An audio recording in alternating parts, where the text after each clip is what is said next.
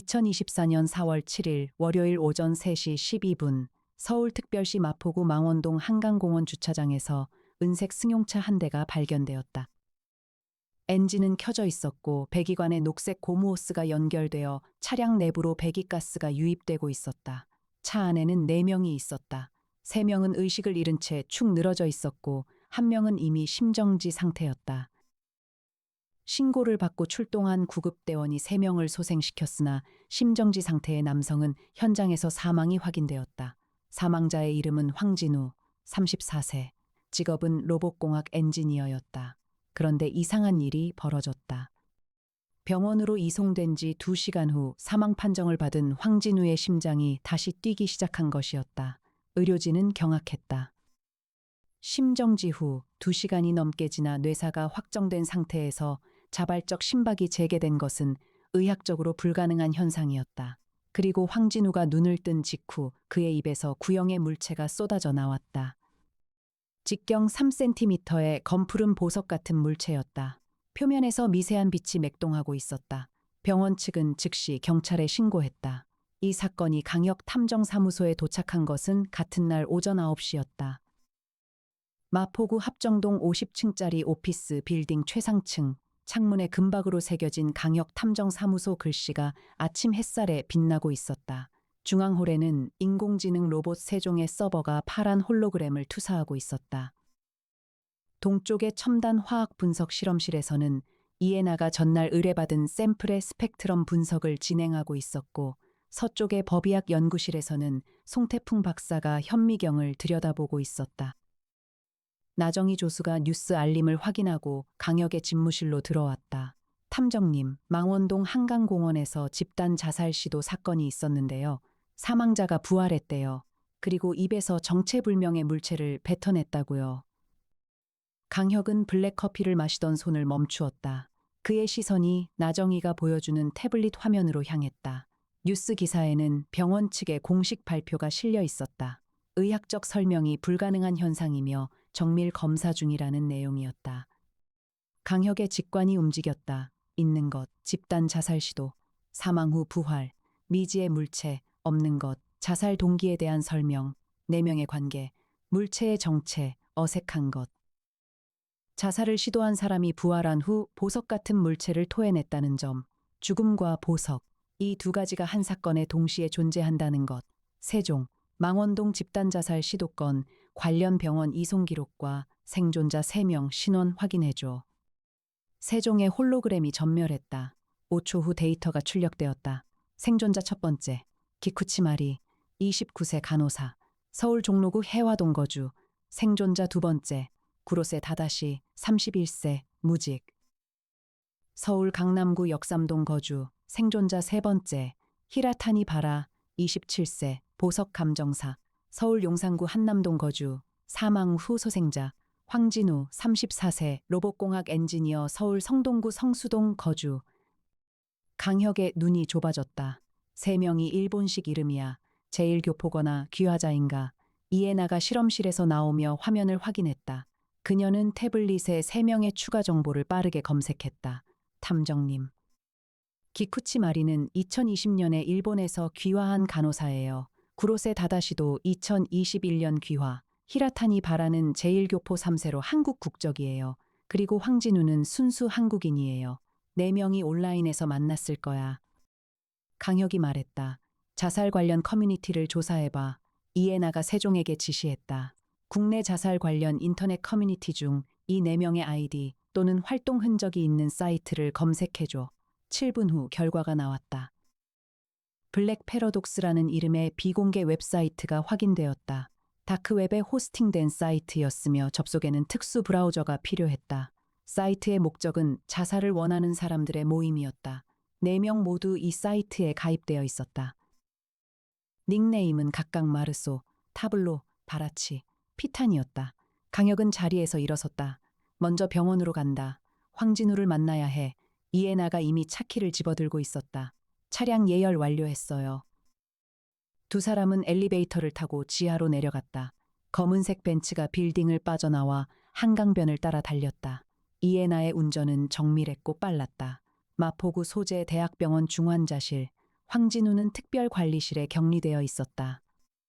경찰 경비가 배치되어 있었지만 강혁은 서울경찰청 시절 동기인 형사에게 미리 연락해 면회를 허락받았다.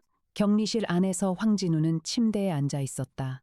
안색이 창백했지만 활력 징후는 정상이었다. 강혁이 들어서자 황진우가 고개를 돌렸다. 그의 눈에 공포와 경의가 공존하고 있었다. 황진우 씨, 저는 강혁이라고 합니다. 탐정이에요. 몇 가지 여쭤봐도 될까요? 황진우는 한참을 침묵하다가 입을 열었다. 저는 죽었어요. 분명히 죽었어요. 그리고 그곳을 봤어요. 그곳이 어딘데요? 황진우의 눈이 먼 곳을 바라보았다. 빛으로 가득한 세계였어요. 모든 것이 빛나고 있었어요. 그리고 거기에서 무언가가 제 안으로 들어왔어요. 깨어났을 때 그것이 입으로 나온 거예요. 그 물체 말이죠. 병원에서 보관하고 있나요? 황진우가 고개를 끄덕였다. 경찰이 가져갔어요. 하지만 그가 자신의 배를 움켜쥐었다. 아직 더 있어요. 안에. 계속 만들어지고 있어요. 강혁의 눈이 커졌다. 더 있다고요. 그때 황진우의 얼굴이 일그러졌다. 그가 몸을 구부리며 구역질을 시작했다. 강혁이 옆에 있던 대야를 급히 가져다 대었다. 황진우의 입에서 또 하나의 구형 물체가 떨어져 나왔다. 대야에 떨어진 물체는 첫 번째와 동일한 검푸른 보석이었다. 표면에서 미세한 빛이 맥동했다. 강혁은 물체를 손으로 만지지 않고 관찰했다. 물체는 따뜻했다. 자체적으로 열을 발산하고 있었다. 의료진이 달려왔고 강혁은 격리실에서 나왔다. 차에서 이해나에게 보고했다. 황진우의 몸에서 계속 보석 같은 물체가 생성되고 있어. 그가 말한 빛의 세계. 다른 차원과의 통로가 그의 몸속에 열린 것 같아. 이해나가 미간을 찌푸렸다. 다른 차원이라. 과학적으로는 말이 안 되지만 물체 자체는 실제하잖아요. 샘플을 확보해야 해요. 강혁은 강민혁에게 전화를 걸었다. 형. 망원동 집단 자살건에서 나온 미상 물체 있잖아. 그거 우리한테 분석 의뢰 좀 해줄 수 있어. 강민혁의 목소리가 돌아왔다. 혁아, 그 건은 이미 국정원이 관심을 가지고 있어. 물체에서 상당한 에너지가 검출됐거든. 방사선은 아닌데 미지의 에너지원이래. 내가 할 수 있는 선에서 샘플 하나만 빼줄게. 조심해라. 2시간 후 강민혁이 보낸 택배가 사무소에 도착했다. 남 용기에 담긴 직경 3cm의 구형 물체. 이해나가 실험실로 가져가 분석을 시작했다. 강혁은 그 사이에 나머지 3명의 생존자를 만나기로 했다. 먼저 기쿠치마리, 간호사. 강혁은 그녀가 근무하는 종로구의 대형 병원을 찾았다. 하지만 기쿠치마리는 사건 이후 휴직 상태였다. 자택으로 향했다. 해화동의 오래된 다세대 주택 3층. 강혁이 초인종을 눌렀다. 한참 후에 문이 열렸다. 기쿠치마리는 29세 여성이었다. 검은 머리카락이 어깨를 덮고 있었고 얼굴에 극도의 피로가 서려 있었다. 누구세요? 강혁입니다. 탐정이에요. 지난 월요일 일에 대해 여쭤보고 싶습니다. 기쿠치마리의 눈에 경계심이 떠올랐다. 하지만 그녀는 문을 열어주었다. 좁은 원룸이었다. 벽에 간호사 자격증이 걸려 있었다. 기쿠치 씨, 블랙 패러독스 사이트에서 다른 3명을 만나기 전에 혼자서도 자살을 시도한 적이 있습니까? 그녀는 고개를 끄덕였다. 네, 2번. 하지만 실패했어요. 그래서 함께 죽을 사람을 찾은 거예요. 왜 죽으려 했는지 물어봐도 될까요? 기쿠치마리는 창밖을 바라보았다. 저는 미래가 보여요. 그녀가 말했다. 어릴 때부터요. 나쁜 일이 일어나기 전에 항상 미리 알았어요.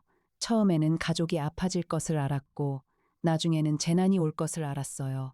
하지만 아무도 제 말을 믿지 않았어요. 그리고 제가 본 것들이 모두 현실이 되었을 때 저는 견딜 수가 없었어요. 강혁은 그녀의 말을 경청했다. 미래를 본다는 것이 사실인지 아닌지는 지금 판단할 문제가 아니었다. 중요한 것은 그녀가 그것을 믿고 있었고 그것 때문에 고통받고 있었다는 것이었다. 황진우 씨가 토해낸 물체에 대해 아는 것이 있나요? 기쿠치마리의 표정이 변했다. 두려움이었다. 그것은 저쪽 세계에서 온 거예요. 빛의 세계, 영혼이 머무는 곳. 황진우 씨의 몸에 문이 열린 거예요. 그리고 저는 봤어요. 그 물체가 이 세상에 가져올 재앙을. 어떤 재앙이요. 모든 것이 불타요. 그녀가 속삭였다. 그 보석이 퍼지면 세상이 끝나요. 강혁은 기쿠치 마리의 집을 나와 차에 탔다. 이에나에게 전화했다. 에나 씨, 분석 결과 나왔어요. 이에나의 목소리가 긴장되어 있었다. 탐정님, 이거 심각해요. 이 물체의 에너지 밀도가 우라늄의 3만 배예요. 안정 상태에서는 문제 없지만 물리적 충격이 가해지면 순간적으로 에너지가 방출되어 작은 것 하나로 건물 한 동을 날릴 수 있어요. 강혁의 등줄기가 서늘해졌다. 그리고 그게 황진우 몸에서 계속 만들어지고 있다고. 네. 만약 이 물체가 시중에 유통되면 폭탄이 돌아다니는 거야. 맞아요. 강혁은 즉시 사무소로 복귀했다. 팀 전체를 소집했다. 이에나, 송태풍 박사, 나정희, 세종, 그리고 화상 통화로 상황을 정리하겠어. 강혁이 말했다. 첫째, 블랙 패러독스라는 자살 사이트에서 만난 4명이 집단 자살을 시도했다. 째, 그중 황진우가 사망 후 부활하면서 미지의 에너지 물체를 토해냈다. 셋째, 이 물체는 우라늄의 3만 배 에너지를 담고 있으며 충격에 의해 폭발한다. 넷째, 황진우의 몸에서 계속 생성되고 있다. 다섯째, 국정원이 이미 관심을 가지고 있다. 강민혁이 화상으로 끼어들었다. 혀가 국정원뿐이 아니야. 국방부 과학기술연구소에서도 움직이고 있어. 이 물체를 에너지원으로 활용할 수 있는지 연구하겠다고 해. 그리고 경찰은 이 건을 테러 가능성으로 분류했어. 강혁이 물었다. 형. 나머지 생존자 3명은 지금 어디 있어? 강민혁이 대답했다. 기쿠치 마리는 자택, 구로세 다다시는 연락 두절, 히라타니 바라도 연락 두절. 둘 다 사건 후 병원에서 퇴원한 뒤 사라졌어. 강혁의 표정이 굳어졌다. 구로세와 히라타니가 사라졌다. 그들은 물체의 가치를 알고 도주한 것일 수 있었다. 세종, 구로세 다다시와 히라타니 바라의 신용카드와 교통카드 사용 기록 추적해 결과는 곧 나왔다. 구로세 다다시. 사건 당일 오후에 강남역 인근 보석감정 업체에서 카드 사용, 히라타니 바라. 같은 날 저녁에 용산 전자상가에서 고급 금고 구매. 이에나가 말했다.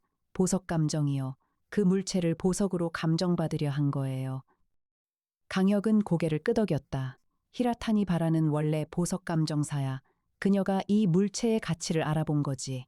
그리고 구로세와 함께 팔려고 하는 거야. 강혁은 강남역 인근 보석감정 업체를 찾아갔다. 업체 이름은 주얼리 마스터스. 강혁이 명함을 내밀자 업체 대표가 기억을 더듬었다. 아, 그분이요. 사흘 전에 오셨어요. 이상한 보석을 가져왔는데 제가 본 적 없는 종류였어요. 성분 분석을 하려고 했는데 고객이 만지지 말라고 강하게 말해서 유감 감정만 했어요. 감정 결과가 어땠습니까? 기존 보석 분류 체계에 없는 물질이었어요. 하지만 색감과 투명도가 최상급이었고 에너지가 느껴졌다고 해야 하나. 가까이 가면 따뜻했어요. 저는 가치를 매길 수 없다고 했는데 고객은 일단 이름을 붙여달라고 하더군요. 제가 제안한 이름은 패러독시컬 나이트였어요. 패러독시컬 나이트. 강혁이 되뇌었다. 네, 모순의 밤이라는 뜻이에요. 죽음에서 나온 빛이니까요. 강혁은 업체를 나와 이에나에게 보고했다. 구로세와 히라타니는 물체에 이름까지 붙이고 판매를 준비하고 있어. 그런데 이걸 시장에 내놓으면 구매자가 우연히 떨어뜨리기만 해도 폭발할 수 있어요. 이에나가 말했다. 강혁은 2사람을 긴급 추적해야 했다. 세종에게 전국 CCTV 안면 인식 검색을 지시했다. 이 시간 후 결과가 나왔다. 구로세 다다시가 경기도 가평군의 펜션에서 포착되었다. 히라타니 바라도 동일 위치, 2사람은 함께 있었다. 강혁과 이에나는 즉시 가평으로 출발했다. 이번에는 속도가 중요했기에 제네시스 G81을 선택했다. 이에나가 핸들을 잡았다. 시속 160km로 경춘 고속도로를 질주했다. 가평에 도착한 것은 오후 1시였다. 청평호 인근의 고급 펜션 단지. 세종이 특정한 건물은 단지 가장 안쪽의 독채였다. 강혁은 이에나와 함께 조용히 접근했다. 펜션 앞에 렌터카 한 대가 서 있었다. 강혁이 창문 너머를 살폈다. 안에 2사람이 보였다. 구로세 다다시와 히라타니 바라. 그리고 탁자 위에 검푸른 보석이 5개 놓여 있었다. 황진우에게서 추가로 빼낸 것이거나 혹은 다른 경로로 얻은 것이었다. 강혁이 문을 노크했다. 안에서 움직임이 멈추었다. 구로세 씨, 히라타니 씨. 강혁 탐정사무소입니다. 대화가 필요합니다. 침묵이 흘렀다. 그리고 문이 열렸다. 구로세 다다시가 서 있었다. 31세 남성, 키가 크고 마른 체형, 눈 아래에 짙은 그림자가 있었다. 뭘 원하시죠? 저 보석들이 위험하다는 것을 알고 계십니까? 물리적 충격에 의해 폭발합니다. 우라늄의 3만 배 에너지를 담고 있어요. 구로세의 표정이 변했다.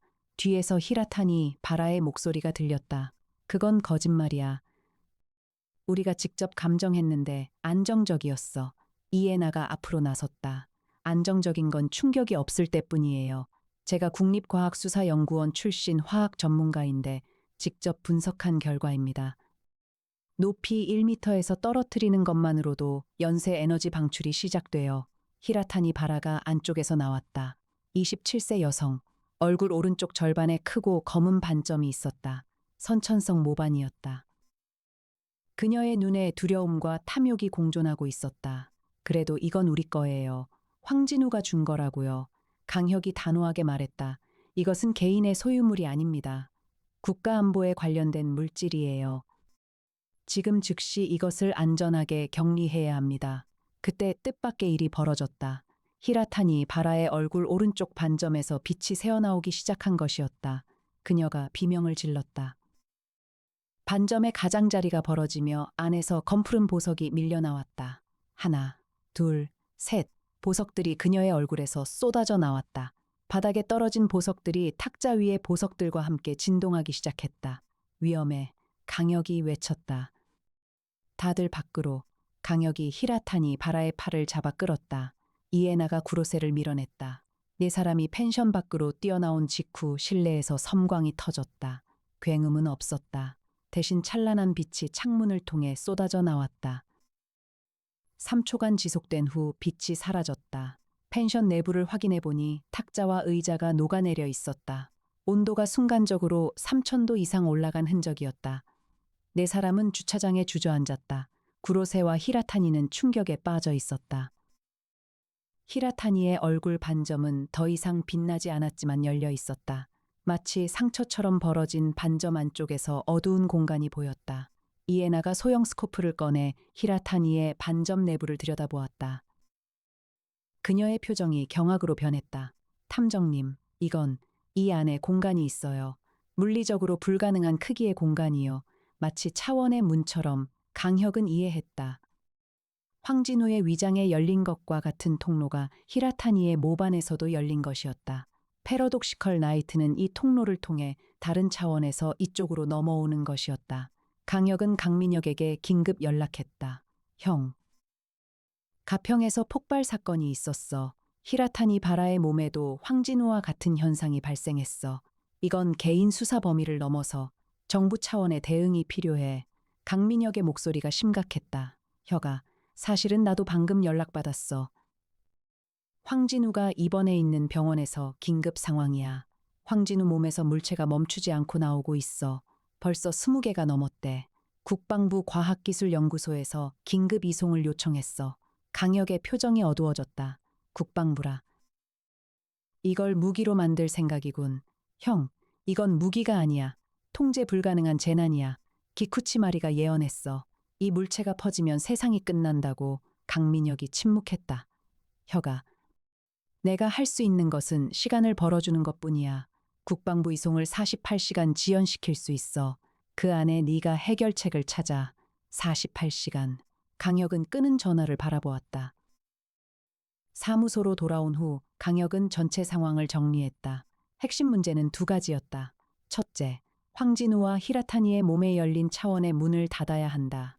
둘째, 이미 이쪽 세계에 나온 패러독시컬 나이트를 안전하게 격리해야 한다. 송태풍 박사가 의견을 냈다. 황진우의 경우 통로가 위장의 유문부에 형성되었어요. 유문이라는 한자가 영문, 응문, 영혼의 문이라는 뜻이에요. 히라타니의 경우 선천성 모반 조직에 형성되었고요. 공통점은 두 사람 모두 한 번 죽음에 근접한 경험을 했다는 거예요. 죽음의 순간 다른 차원과의 접점이 생긴 거라면 그 접점을 물리적으로 제거하면 다칠 수도 있어요. 물리적 제거라면 수술이라는 뜻이잖아요. 이에나가 말했다. 네, 황진우의 경우 유문 절제술, 히라타니의 경우 모반 조직 완전 절제. 하지만 이건 가설이에요. 통로가 물리적 조직에 의존하는 건지 아니면 정신적 현상인지 확인할 수 없어요. 강혁은 다른 방향도 생각했다. 구로세 다다시에게는 아직 통로가 열리지 않았다. 기쿠치 마리에게도. 하지만 4명 모두 같은 사이트에서 만났고 같은 순간에 죽음에 근접했다.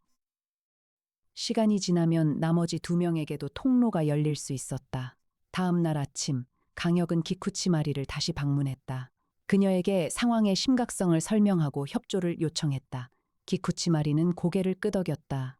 저도 알아요. 이 물체가 위험하다는 것을 제가 봤으니까요. 미래의 이 도시 전체가 빛에 삼켜지는 것을. 기쿠치 씨, 당신의 예지 능력이 정확하다면 해결 방법도 보이나요? 기쿠치 마리는 눈을 감았다. 오래 침묵했다. 그리고 말했다. 한 사람이 보여요. 의사 1명.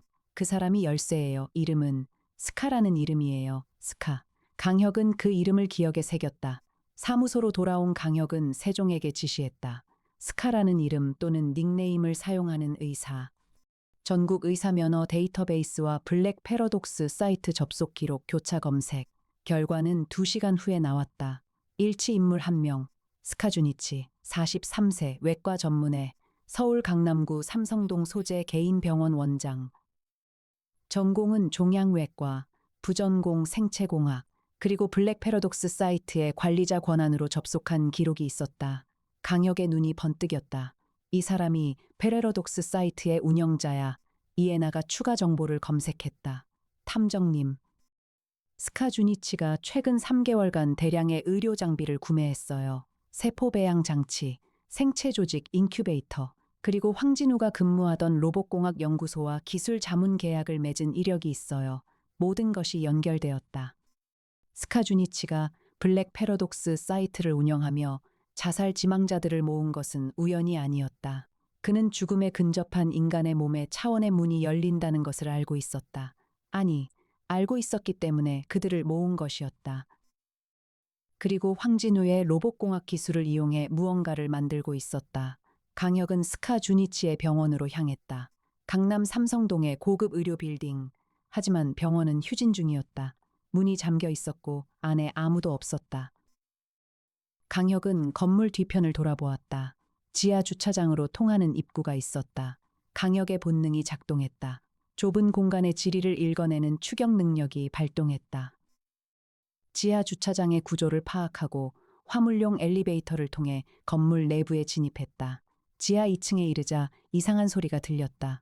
기계가 작동하는 소리, 그리고 빛, 복도 끝에서 검푸른 빛이 새어나오고 있었다. 강혁은 조용히 다가갔다. 문이 반쯤 열려 있었다. 안을 들여다보았다. 넓은 지하 공간이 실험실로 개조되어 있었다. 벽면에 대형 배양 장치가 줄지어 있었고 각 장치 안에 붉은 생체 조직이 떠 있었다. 그리고 중앙에 거대한 유리 수조가 있었다. 수조 안에 인간 형태의 로봇이 떠 있었다. 황진우와 똑같은 외모를 가진 휴머노이드 로봇이었다. 로봇의 복부에서 검푸른 보석이 지속적으로 생성되어 수조 바닥에 쌓이고 있었다. 강혁은 모든 것을 이해했다. 스카주니치는 황진우의 유문 조직을 배양해 로봇에 이식했다. 그리고 그 로봇을 통해 패러독시컬 라이트를 무한정 생산하고 있었다. 에너지원으로 사용하기 위해서, 아니면 무기로. 뒤에서 목소리가 들렸다. 감탄하셨나요? 강혁이 돌아섰다. 스카주니치가 서 있었다. 43세, 깔끔하게 빗어넘긴 머리, 금태 안경, 단정한 의사가운. 하지만 그의 눈에는 광기가 서려 있었다. 인류의 에너지 문제를 해결할 열쇠가 여기 있어요. 스카가 말했다. 화석연료도 핵분열도 필요 없어요. 영혼의 세계에서 끌어온 에너지로 이 행성을 100만 년은 더 돌릴 수 있어요. 강혁이 말했다. 그 에너지가 폭발하면 도시 하나가 사라져요. 당신도 알잖아요. 스카가 미소 지었다. 안정화 기술을 개발 중이에요. 시간이 더 있으면. 시간이 없어요. 지금 당장 이 시설을 정지시키세요. 아니면 제가 경찰을 부릅니다. 스카의 미소가 사라졌다. 그의 손이 주머니에서 리모컨 같은 것을 꺼냈다. 강혁 씨, 이 버튼을 누르면 배양장치의 안전장치가 해제돼요. 안에 있는 조직들이 동시에 활성화되면 여기서 생산되는 패러독시컬 라이트의 양이 100배로 늘어나요. 그러면 이 건물 전체가 에너지 과부하로 증발해요. 저도 당신도 함께요. 강혁은 스카를 직시했다. 자살 사이트를 운영한 이유가 있었군요. 당신도 죽고 싶은 거야. 스카의 눈이 흔들렸다. 강혁이 그의 심리를 읽었다. 이 남자는 미쳐있지만 동시에 절망에 있었다. 그의 연구가 통제 불능 상태에 빠진 것을 알고 있었다. 하지만 멈출 수 없었다. 멈추면 자신의 존재 이유가 사라지기 때문이었다. 강혁이 한 걸음 다가갔다. 스카 씨, 나는 당신을 잡으러 온 것만은 아니에요. 당신이 왜 이런 짓을 시작했는지 알고 싶어요. 스카의 손이 떨렸다. 리모컨을 쥔 손이. 그때 뒤에서 이에나의 목소리가 들렸다. 탐정님, 제가 뒷문으로 들어왔어요. 이에나가 실험실 반대편 입구에서 나타났다. 그녀의 손에는 소형 전자기 펄스 장치가 들려 있었다. 맥가이버 수준의 장비 활용 능력을 가진 그녀는 사무소에서 가져온 EMP 발생기를 들고 있었다. 이것을 작동시키면 이 건물 안의 모든 전자장비가 정지해요. 배양 장치도, 로봇도, 그리고 당신 손에 있는 리모컨도요. 스카가 이에나를 돌아보았다. 하지만 EMP가 패러독시컬 라이트에 충격을 주면 이에나가 고개를 저었다. 패러독시컬 라이트는 전자기 충격에 반응하지 않아요. 물리적 충격에만 반응해요. 제가 분석했으니까 확실해요. 스카의 눈에 동요가 지나갔다. 강혁이 그 순간을 놓치지 않았다. 그는 두 걸음 만에 스카에게 다가가 리모컨을 쥔 손목을 잡았다. 형사 시절의 제압 기술이 몸에 배어 있었다. 스카의 손에서 리모컨이 떨어졌다. 강혁이 스카를 바닥에 엎어 팔을 비틀었다. 이에나가 EMP를 작동시켰다. 전자기 펄스가 방출되며 실험실의 모든 장비가 일제히 정지했다. 배양 장치의 불이 꺼졌다. 로봇의 눈이 어두워졌다. 수조 안의 보석 생성이 멈추었다. 스카가 바닥에 엎드린 채 웃기 시작했다. 늦었어요. 이미 300개가 넘는 패러독시컬 나이트가 외부로 유출됐어요. 구로세와 히라타니가 팔았거든요. 부자가 되고 싶어서. 구매자들은 그게 뭔지도 모른 채 보석이라고 생각하고 산 거예요. 강혁의 얼굴이 창백해졌다. 300개가 시중에 퍼져 있다고. 이에나가 즉시 세종에게 연결했다. 세종, 패러독시컬 나이트 판매, 기록 추적해. 구로세와 히라타니의 모든 금융거래에서 보석 관련 거래를 필터링하고 구매자 목록을 만들어. 세종의 응답이 왔다. 분석 중, 현재까지 확인된 구매자 243명. 미확인 57건. 강혁은 스카를 경찰에 넘기고 즉시 강민혁에게 전화했다. 형, 긴급 상황이야. 패러독시컬 나이트 300개 이상이 일반인에게 판매됐어. 전부 회수해야 해. 하나라도 떨어뜨리면 폭발이야. 강민혁의 목소리가 단호했다. 국무총리실에 보고하겠다. 전국 경찰과 군 병력 동원해서 회수 작전 실시한다. 구매자 목록 즉시 보내.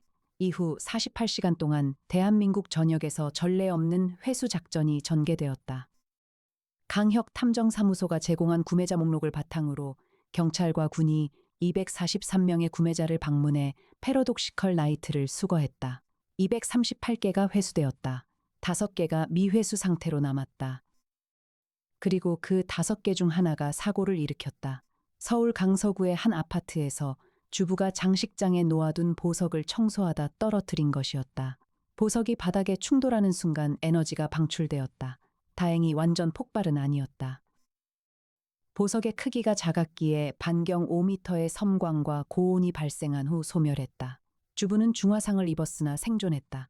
아파트 거실이 전소했다.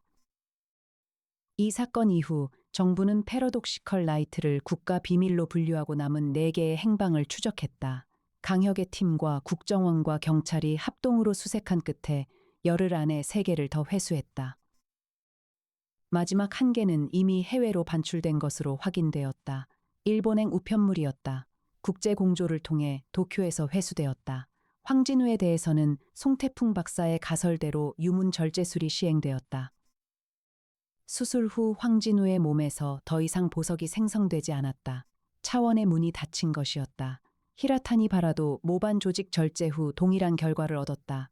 스카 주니치는 체포되어 생명윤리법 위반, 불법 인체조직 배양, 위험물 제조 및 유통 등 다수의 혐의로 기소되었다. 재판에서 그는 자신의 연구가 인류를 위한 것이었다고 주장했지만 법원은 징역 20년을 선고했다. 구로세 다다시와 히라타니 바라는 위험물 유통 혐의로 각각 징역 5년을 선고받았다. 두 사람은 패러독시컬 라이트를 팔아 벌어들인 자금 전액을 몰수당했다. 기쿠치 마리는 증인으로서 협조한 공로를 인정받아 무혐의 처리되었다. 그녀의 예지 능력은 재판 과정에서 증거로 채택되지는 않았지만 강혁은 그녀의 말을 기억하고 있었다. 사건이 종결된 후 기쿠치 마리가 강혁의 사무소를 방문했다. 50층 창밖으로 봄 햇살이 들어오고 있었다. 강혁 씨, 감사합니다. 구할 수 있어서 다행이에요. 기쿠치 마리가 미소 지었다. 더 이상 죽고 싶지 않아요. 이상하게도 그 보석들이 사라지고 나니까 미래가 보이지 않게 됐어요. 처음으로 내일이 무엇을 가져올지 모르는 상태로 살고 있어요. 그게 이렇게 평화로운 줄 몰랐어요. 강혁은 따뜻하게 고개를 끄덕였다. 그게 보통의 삶이에요. 내일을 모르는 것이요. 기쿠치마리가 떠난 후 이에나가 커피를 가져왔다. 탐정님, 이번 사건 결국 핵심은 뭐였을까요? 강혁은 커피를 받으며 말했다. 죽고 싶어 하는 사람들의 절망을 이용한 거야. 스카는 그들의 죽음을 에너지로 바꾸려 했어. 문자 그대로 영혼을 연료로 만들려 한 거지. 이에나가 조용히 말했다. 끔찍하네요. 강혁은 창밖을 바라보았다. 하지만 결국 그 네 사람은 살아남았어. 죽으려고 모였는데 살아남았어. 아이러니하지. 이에나가 강혁을 바라보았다. 그 아이러니를 만든 건 탐정님이에요. 강혁은 이에나를 돌아보았다. 그녀의 눈에 뭔가가 있었다. 따뜻하고 깊은 것. 강혁은 그것을 읽었지만 아무 말도 하지 않았다. 대신 미소를 지었다. 에나 씨가 있어서 가능한 일이었어요. 이에나는 얼굴이 붉어지는 것을 커피잔 뒤에 숨겼다. 그때 세종의 알림이 울렸다. 새로운 정보, 스카 주니치의 개인 서버에서 복호화된 파일 발견, 파일명, 제2호 프로젝트, 강혁과 이에나가 동시에 화면을 보았다. 파일 내용이 펼쳐졌다. 스카 주니치는 혼자가 아니었다. 그 뒤에 자금을 대는 조직이 있었다. 조직 이름은 밝혀지지 않았지만 코드네임이 있었다. 블랙선, 그리고 파일 마지막에 한 줄의 메모가 있었다. 제2호 프로젝트는 실패했지만 제3호는 이미 진행 중이다. 장소, 부산. 강혁의 턱이 굳어졌다. 끝나지 않았어. 이에나가 말했다. 또 시작이네요. 강혁은 고개를 끄덕였다. 하지만 이번에도 찾아낼 거야. 반드시. 사무소에 불이 밝게 켜져 있었다. 세종의 파란 홀로그램이 새로운 데이터를 분석하기 시작했다. 밖에서는 서울의 봄바람이 불고 있었다. 어딘가에서 누군가는 여전히 죽고 싶어 하고 있었고, 어딘가에서 누군가는 그 절망을 이용하려 하고 있었다. 강혁 탐정사무소는 그 사이에 서서 생명을 지키는 방패가 될 것이었다. 오늘도, 내일도, 그리고 그 다음 날에도 강혁은 코트를 집어들었다. 부산 가야겠지. 이에나가 이미 차키를 흔들고 있었다. 비행기로 갈까요? 차로 갈까요? 헬기, 강혁이 말했다. 두 사람은 엘리베이터를 타고 옥상으로 올라갔다. 헬리포트에서 경량 헬기의 프로펠러가 회전하기 시작했다. 서울의 하늘이 활짝 열려 있었다. 그리고 세종의 화면에 마지막 경고가 떴다. 블랙선 관련 추가 데이터 감지, 분석 소요 예상 시간 12시간, 경고 수준 최상. 아무도 그 알림을 보지 못했다. 사무소는 텅 비어 있었다. 세종의 파란 빛만이 고요한 공간에서 깜빡이고 있었다. 그리고 그 빛 속에서 새로운 사건의 윤곽이 서서히 드러나고 있었다. 이것은 끝이 아니었다. 새로운 시작이었다.